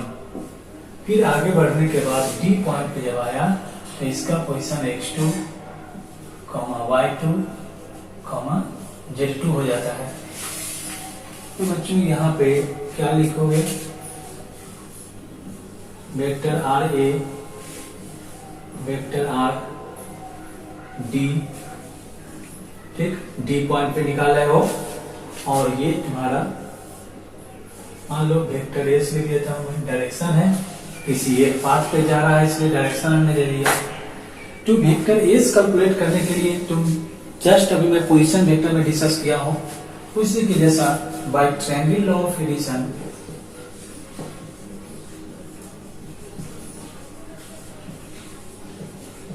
Triangle law of addition से जरा एक बात बताओ, क्या होगा इन ट्रायंगल OAD में बच्चों अपोजिट ऑर्डर में कौन सा साइड है, वेक्टर RD, तो सेम ऑर्डर वाले के सम के बराबर होगा। Vector RD equal to vector RA minus vector S, ठीक। तो वेक्टर S इक्वल टू क्या होगा बच्चों, vector RD minus vector RA, और तुमने यहाँ पर RA इक्वल टू क्या लिखोगे, vector RA equal to x1 I cap होगा y2 j कैप और z2 k कैप। तो यहाँ पे s क्या होगा, vector s equal to vector RD minus vector RA आया है, इसे लिख दो x2 I cap plus y2 j cap plus z2 k cap minus क्या लिखोगे x1 I cap plus y1 j cap plus z1 k cap. क्या आएगा, vector में से पढ़ चुके हो तुम, x2 minus x1 I cap plus y2 minus y1 j cap plus z2 minus z1 k cap आएगा बच्चों। वेक्टर s इक्वल टू, जबकि ये s ये तो वेक्टर क्वांटिटी है नहीं, ये तो स्केलर क्वांटिटी है, तो क्या करेंगे हम, इसके लिए हम इसका मैग्नीट्यूड कैलकुलेट करेंगे। मैग्नीट्यूड कैलकुलेट करने का क्या रूल होता है, तुम वेक्टर में पढ़ चुके हो, root under x2 minus x1 का square plus y2 minus y1 का square plus z2 minus z1 का स्क्वायर। इससे तुम्हें डिस्टेंस कवर्ड मिल जाएगा बच्चों, चाहे वो मोशन 2 डायमेंशन हो, 1 डायमेंशन हो या 3 डायमेंशन। 3 डायमेंशन अगर होता है, तुम्हारा तीनों कोऑर्डिनेट दिया होगा, तीनों कोऑर्डिनेट दिया होगा। अगर 2 डायमेंशन होता है तो 2 ही कोऑर्डिनेट देगा, 2 ही के बीच ऐसा मैग्नीट्यूड कैलकुलेट करेंगे। 1 डायमेंशन हो तो सिंपली तुम इस रूल पे कैलकुलेट कर लोगे। तो ये बच्चों डिस्टेंस कवर्ड की बातें थी। इसके बाद हम लोग का थर्ड पैरामीटर्स क्या है, स्पीड। स्पीड बहुत ही इंपॉर्टेंट पॉइंट है, इससे हमें बहुत अच्छा न्यूमेरिकल मिल जाएगा बच्चों। तो जरा सा इसे वीडियो पॉज करके नोट करो, ठीक।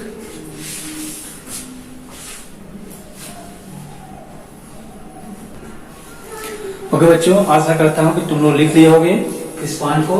डिस्टेंस कवर्ड को हम लोग अच्छी तरह समझ गए।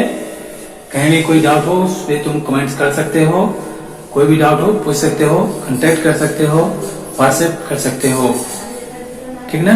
नंबर स्क्रीन पे दिया होगा, उस नंबर से तुम व्हाट्सएप कर सकते हो, कॉल कर सकते हो। तो बच्चों लेकिन तुम पढ़ो, सारे पॉइंट को पढ़ो। ये बेसिक पॉइंट है बच्चों, ये बेसिक पॉइंट है फिजिक्स का। अगर तुम्हें फिजिक्स समझना है, इसके एक एक पॉइंट को तुम्हें कॉपी पेन लेकर के इसे नोट करना पड़ेगा। नोट करो और एक एक पॉइंट को रिवाइज करो। बच्चों रिवाइज क्या, इसे रटना नहीं है। मैं इस टाइप से तुम्हारे सामने रख रहा हूँ कि तुम्हें रटना नहीं पड़े।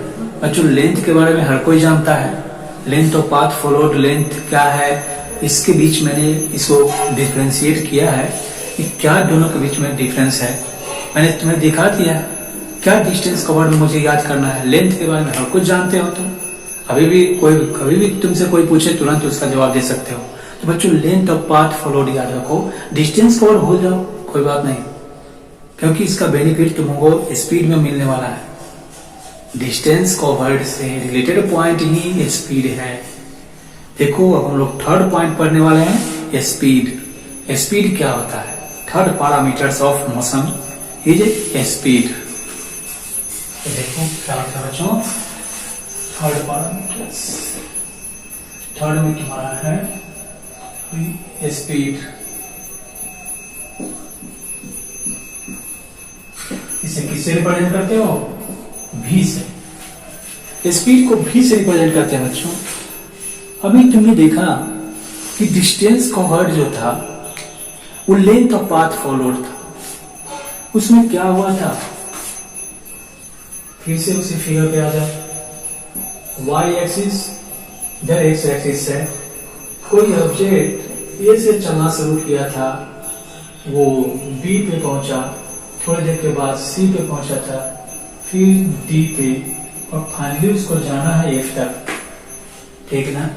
तो यहाँ पे तुम इसका पोजीशन शो कर सकते हो, इसका पोजीशन शो कर दो। वेक्टर आर ए है और ये इसका पोजीशन है वेक्टर आर डी। तो क्या लगता है बच्चों यहाँ पे, क्या वो अचानक से ए से डी पे पहुंच गया होगा? ऐसा तो कभी नहीं होता।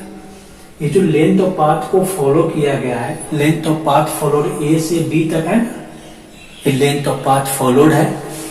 देखो बच्चों ए से डी तक जो है ये क्या है?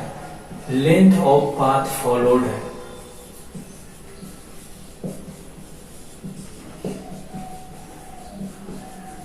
Length of path followed. अभी बताओ लेंथ ऑफ पाथ में चेंजिंग हुआ है या नहीं? विदाउट चेंजिंग डी तक कोई ऑब्जेक्ट पहुंच सकता है? नहीं जा सकता, चेंज आ गया।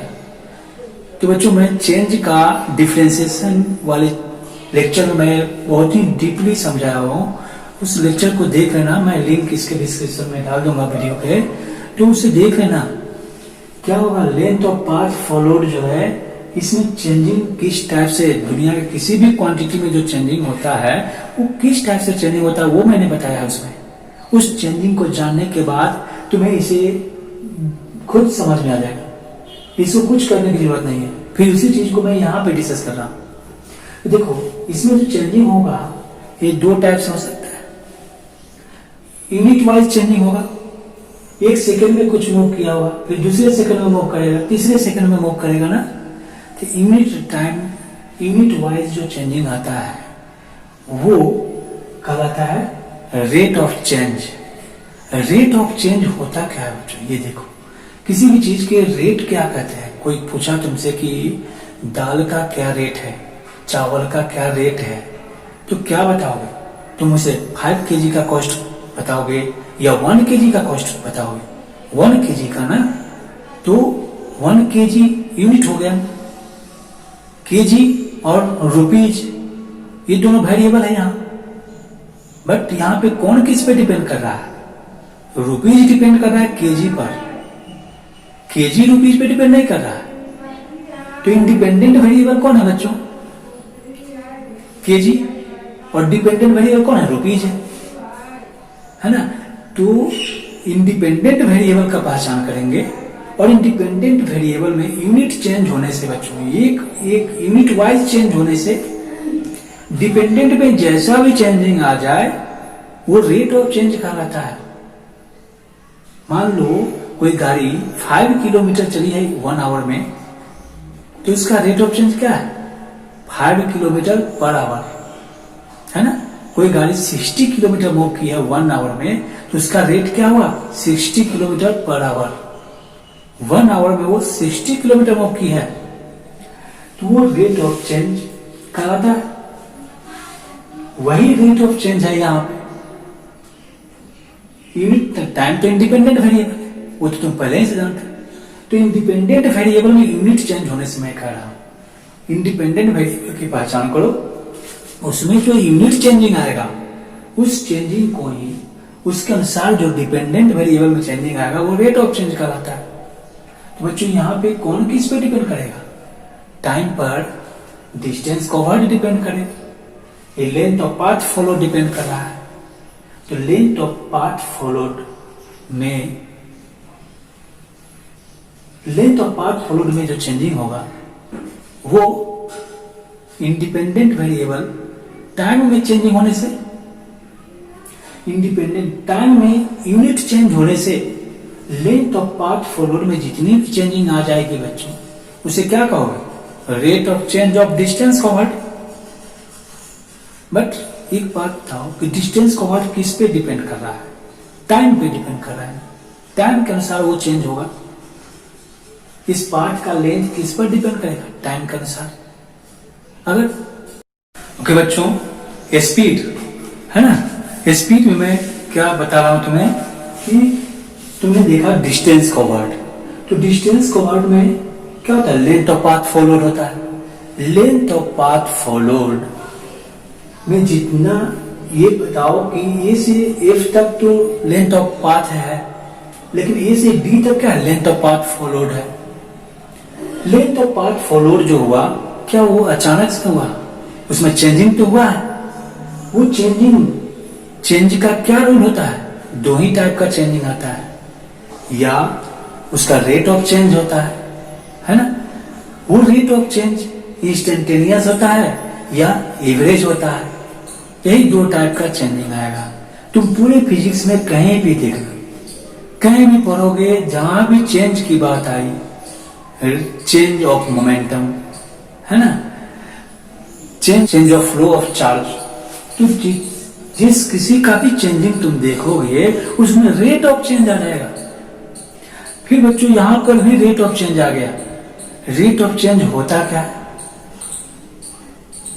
किसी इंडिपेंडेंट वेरिएबल में यूनिट चेंज होने से डिपेंडेंट वेरिएबल में जो चेंजिंग आता है उसे कहते हैं रेट ऑफ चेंज ना।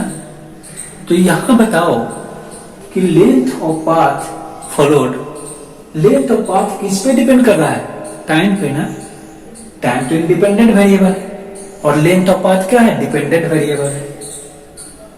तो इंडिपेंडेंट में यूनिट चेंज होने से 1 सेकेंड की बात अगर करोगे तो 1 सेकेंड में जितना डिस्टेंस कवर्ड होगा, लेंथ ऑफ पाथ फॉलो होगा, ट्रेवल्ड होगा, वो क्या होगा? रेट ऑफ चेंज कहला है।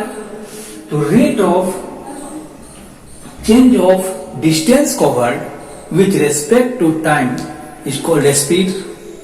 ठीक ना बच्चों, इसको स्पीड कहा जाता है। बच्चों रेट ऑफ चेंज जो होता है वो दो टाइप का होता है, एक एवरेज रेट ऑफ चेंज और इंस्टेंटेनियस रेट ऑफ चेंज होता है। तो एवरेज रेट ऑफ चेंज हम किसे कहते हैं? तो मान लो कोई आदमी 1 महीने में 20,000 कमाया, किसी में 8,000 कमाया, किसी महीने नहीं कमाया, तो क्या वो हर महीने 20,000 रुपये कमाया? ऐसा तो नहीं। तो एवरेज कैसे पता चलेगा? सारे मंथ के सारे इनकम को ऐड करके उसके 12 से अगर डिवाइड कर दोगे तो 1 मंथ का इनकम पता चल जाएगा ना, वो उसका एवरेज होगा। बच्चों कोई आदमी को गाड़ी चलाना शुरू किया, कहीं पे रोड अच्छा मिला तो वो 30 किलोमीटर पर आवर चलाया, कहीं पे रोड खराब मिली तो 15 किलोमीटर पर आवर कर दिया वो। तो क्या होगा? क्या वो हर जगह पे 30 किलोमीटर पर आवर गाड़ी को मूव कराया है? ऐसा तो नहीं है। एवरेज क्या होगा? टोटल डिस्टेंस कवर्ड में टोटल टाइम इंटरवल से, टोटल टाइम से डिवाइड कर दो तो तुमको एवरेज मिल जाएगा ना। तो वही एवरेज रेट ऑफ चेंज कहलाता है बच्चों। चलो इसे डिफाइन कर लेते हैं।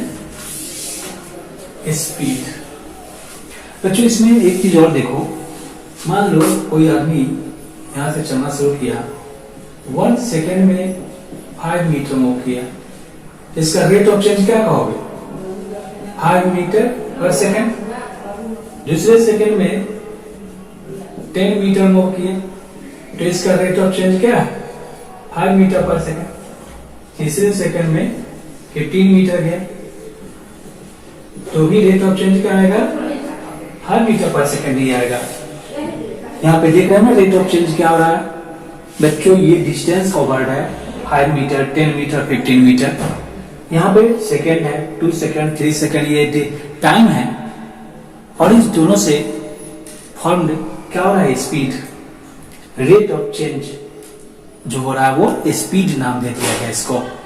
इस रेट ऑफ चेंज को एक नया नाम स्पीड रखा गया बच्चों। तुम अपने डेली लाइफ से इसे रिलेट करके देखो, तुम्हें नया नहीं लगना चाहिए। जब कोई स्पीड, पहले तुमने length of path follow distance को वर्ड को जब देखा, उसमें रेट ऑफ चेंज आया कैसे? रेट ऑफ चेंज जब उसमें आ गया तो उसको स्पीड कहा जाता है। स्पीड तो बताओ बच्चों, ये जो रेट ऑफ चेंज है ये तो इंक्रीज भी कर सकता है, डिक्रीज भी कर सकता है ना। कोई आदमी यहाँ 1 सेकंड में 5 मीटर मूव किया है, कोई दूसरा आदमी 1 सेकंड में 6 मीटर मूव करेगा, तो उसका रेट क्या होगा? 6 मीटर पर सेकंड। कोई 1 सेकंड में 3 मीटर मूव करेगा तो उसका रेट ऑफ चेंज क्या होगा? 3 मीटर पर सेकंड। यानी रेट ऑफ चेंज इंक्रीज भी करता है और डिक्रीज भी करता है और कांस्टेंट भी रहता है।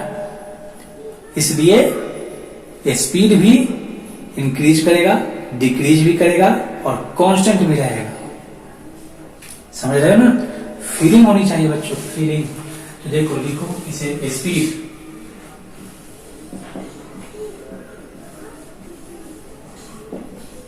It is defined as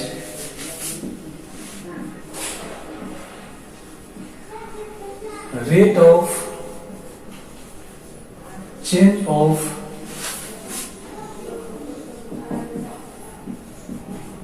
distance covered with respect to time, with respect to time। ये एक नाम याद रखना। ओके, बस।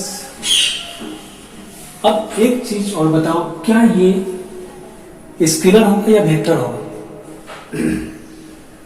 इसे तुम किससे डिफाइन कर रहे हो? लेंथ से, लेंथ ऑफ पाथ फॉलोड से डिफाइन कर रहे हो इससे बच्चे। तो लेंथ तो स्केलर होता है, ये वेक्टर कैसे हो सकता है? ये भी स्केलर क्वांटिटी हो। It is scalar quantity. अब इसे किससे रिप्रेजेंट करते हो? It is denoted bye V। इसका ऐसा यूनिट क्या होगा?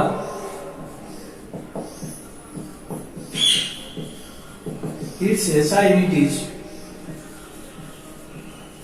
मीटर पर सेकेंड। ठीक है बच्चों, मीटर पर सेकेंड होता है। ये इंक्रीज भी करता है और डिक्रीज भी करता है।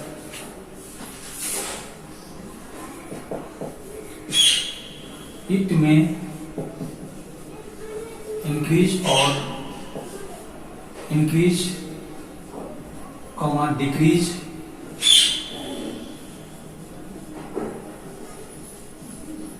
And remains constant.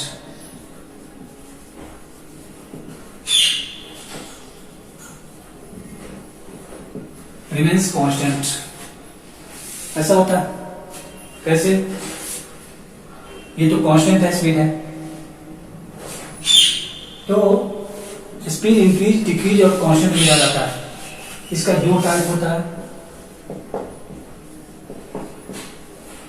It is 2 types. एक में लिखो एवरेज स्पीड, दूसरा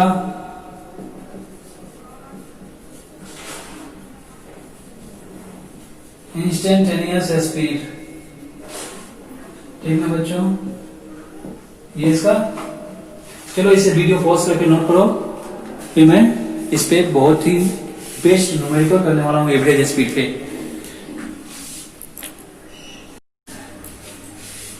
ओके बच्चों, अभी देखो क्या होता है, स्पीड दो टाइप का होता है, एवरेज स्पीड होता है और इंस्टेंटेनियस स्पीड होता है। क्यों ऐसा होता है? क्योंकि रेट ऑफ चेंज ही दो टाइप का होता है। जहां कहीं भी तुम रेट ऑफ चेंज से डिफाइन करोगे किसी भी क्वांटिटी को, तो वहां देखना कि दो टाइप का हो, एवरेज रेट ऑफ चेंज और इंस्टेंटेनियस रेट ऑफ चेंज होता है। इसलिए स्पीड भी डिफाइन हो रहा है तुम्हारा रेट ऑफ चेंज से, और रेट ऑफ चेंज क्या होता है मैं तुम्हें बता चुका हूं। स्पीड भी दो टाइप का होगा, एवरेज स्पीड होगा और इंस्टेंटेनियस स्पीड होगा। ठीक, एवरेज में मैंने तुम्हें क्या बताया कि total distance covered in total time interval. कोई आदमी एक घंटे में 50 किलोमीटर गाड़ी को चलाया, दूसरे घंटे में रोड खराब होने से 20 किलोमीटर पर आवर मूव कराया, तो क्या वो हर जगह 50 किलोमीटर पर आवर मूव कराया है? ऐसा नहीं है। अगर टाइम से डिवाइड करोगे तो हो सकता है कि 28 किलोमीटर पर आवर मिले तुम्हें एवरेज। इसी को एवरेज स्पीड कहा जाता है बच्चों। चलो इसे नोट करते हैं।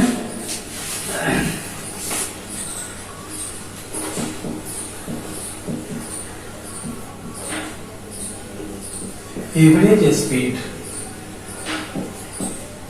ये इसका सिंबल है। एवरेज स्पीड मतलब क्या? Total distance covered in total time interval. Graph में अगर शो करते हो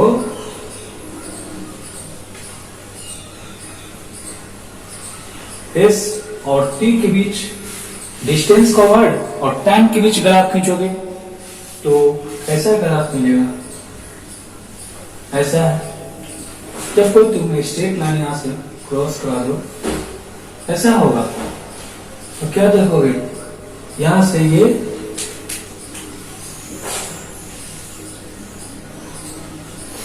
यहां पर जब ये t1 टाइम है तो डिस्टेंस कवर्ड भी s1 होगा। जब टाइम इसका t2 होता है तो डिस्टेंस कवर्ड भी s2 हो जाएगा। तो क्या आएगा, इस दोनों पॉइंट के बीच, ये इसका इनिशियल पोजीशन है और इस फाइनल पोजीशन है, किसी दो पॉइंट के बीच में हम एवरेज को डिफाइन करते हैं। इनिशियल और फाइनल के बीच एवरेज को डिफाइन करते हैं। तो दोनों पॉइंट को हमने ले लिया और देखो क्या होता है, टोटल चेंज क्या आ जाएगा। यहाँ से ये इसमें क्या लिखोगे, टोटल चेंज डेल्टा एस होगा, जिसे तुम S2 माइनस S1 लिखोगे। और ये क्या हो, T2 minus T1 equal to delta T होगा बच्चों। यहाँ पर ये थीटा एंगल होगा, यहाँ पर भी थीटा है, इसलिए तो इस ट्रायंगल में क्या लिख सकते हो, tan थीटा इक्वल टू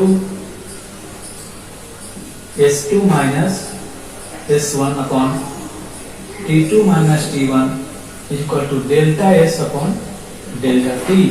बच्चों ग्राफ में अगर तुम्हें एवरेज कैलकुलेट करना हो तो तुम इस तरीके से कैलकुलेट करोगे, इसी दो पॉइंट के बीच ऐसे ही tan थीटा कैलकुलेट करते हैं। ये एवरेज स्पीड कहलाता है। चलो इसे डिफाइन करते हैं।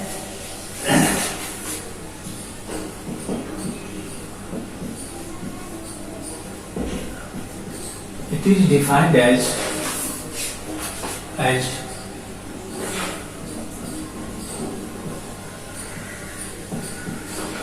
the ratio of total distance covered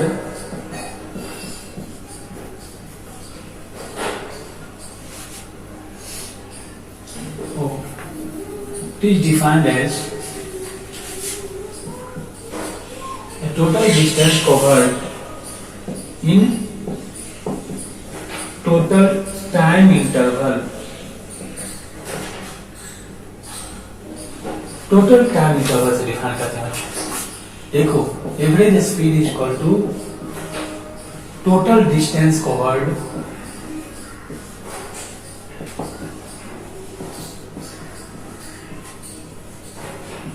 upon total time interval.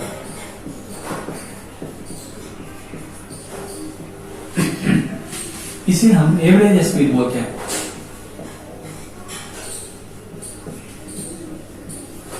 Average speed इसे क्या लिखोगे, total S2 minus S1 upon T2 minus T1, यानी ये delta S upon delta T हो जाएगा। ये होता है बच्चों एवरेज स्पीड, ठीक है ना। तो स्पीड इज इक्वल टू क्या होता है, speed v is equal to होता है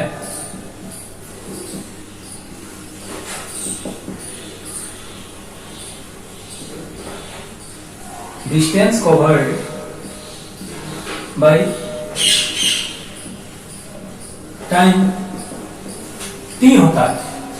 तो इस फॉर्मूला से बच्चों क्या हुआ, अगर डिस्टेंस कवर्ड तुम्हें कैलकुलेट करना हुआ s इक्वल टू क्या लिखोगे, v इंटू टी, कितना।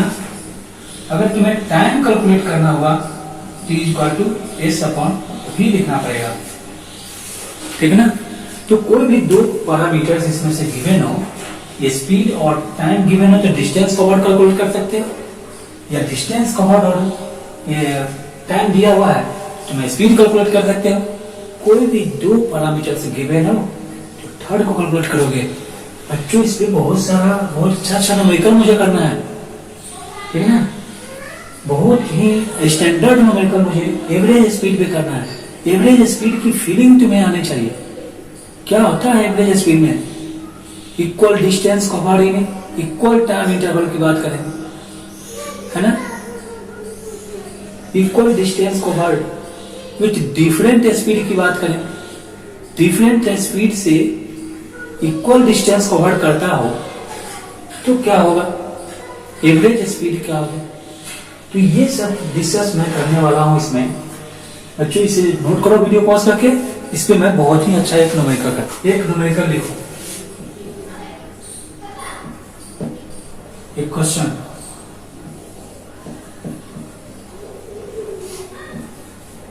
A man moves with velocity v1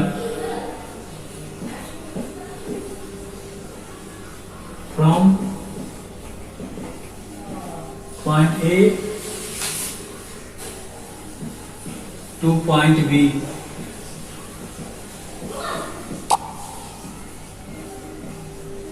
and returns, और ये मैन रिटर्न हो रहा है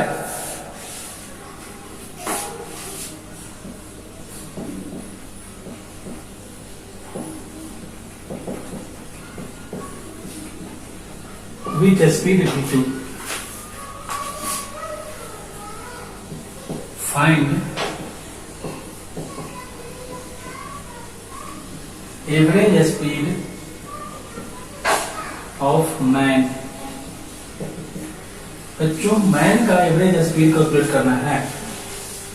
कैसे कैलकुलेट करोगे, क्वेश्चन को नोट करो।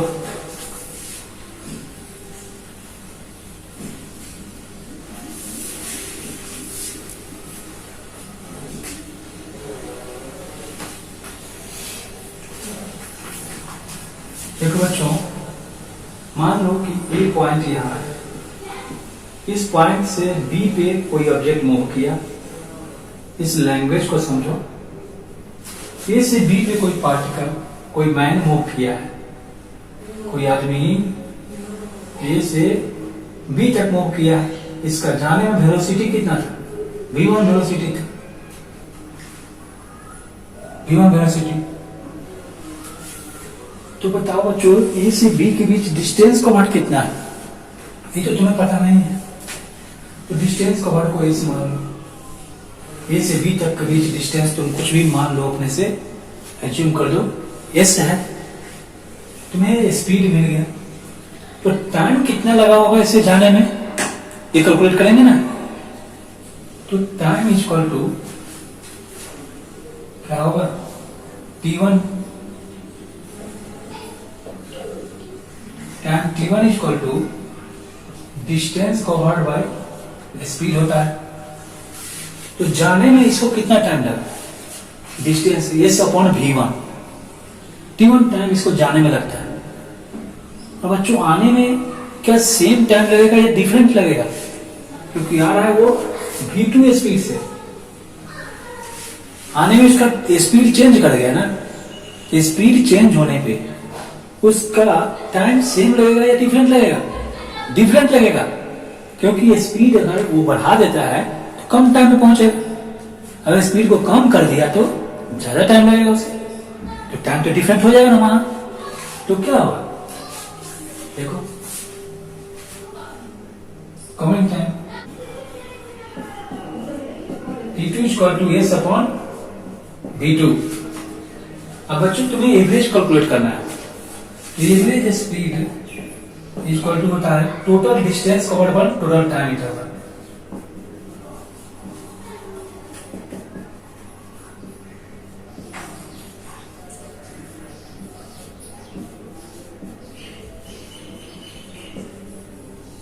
टाइम टोटल डिस्टेंस कवर्ड यहाँ पे क्या है बच्चों, s है, s होगा या 2s होगा, 2s होगा। लेंथ ऑफ पाथ फॉलोड है, तो लेंथ ऑफ पाथ तो फॉलो तो डिक्रीज नहीं करता है, वो तो इंक्रीज करता है ना, तो जितना गया वो उतना ही आ गया, तो डबल हो गया उसका length of path. 2s upon t1 plus t2, तो क्या होगा बच्चों, क्या लिखोगे,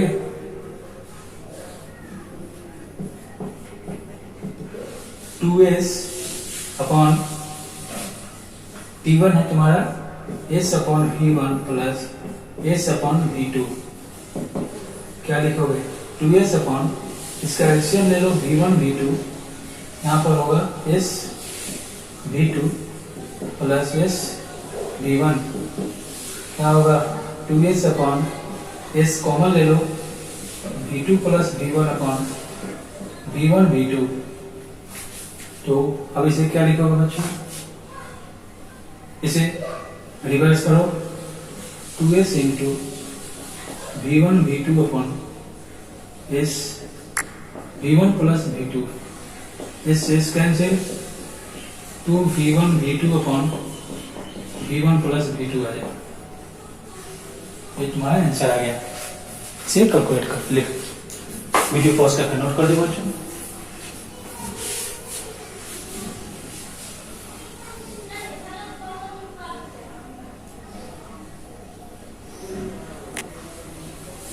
तो बच्चों से ऐसे लिखो, यहाँ के बाद